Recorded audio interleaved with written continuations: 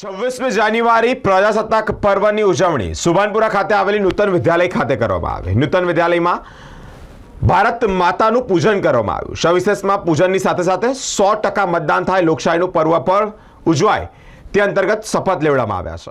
નૂતન વિદ્યાલય સુભાનપુરા ખાતે પ્રજાસત્તાક પર્વની ઉજવણી ધામધૂમથી કરવામાં આવી। શાળાના આચાર્ય ડોક્ટર ઘનશ્યામભાઈ ચાવડા દ્વારા ધ્વજવંદન કરવામાં આવ્યું।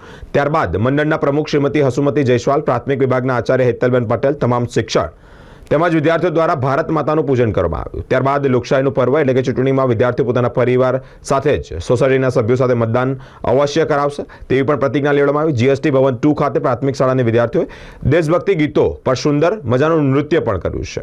આ દરમિયાન યુનિવર્સિટીના પૂર્વ સેનેટ એન્ડ સિન્ડિકેટ સભ્ય દીપક શાહ જણાવ્યું છે કે સાચી લોકશાહી અને આઝાદી માટે એનઆરસી તાત્કાલિક લાગુ પાડવામાં આવે તેમ પણ જણાવ્યું છે। નમસ્કાર। આજ 26 જાન્યુઆરી ગણતંત્ર દિવસ નિમિત્તે નૂતન વિદ્યાલય સુભાનપુરા ખાતે ધ્વજવંદનનો કાર્યક્રમ રાખવામાં આવ્યો હતો। ત્યારબાદ વર્તમાનમાં જે કે સ્થાનિક ચૂંટણીઓ આવી છે એના સંદર્ભમાં વિદ્યાર્થીઓ અને શાળાના સ્ટાફને ચૂંટણી માટેની મતદાન કરવા માટેની પ્રતિજ્ઞા લેવામાં આવી હતી।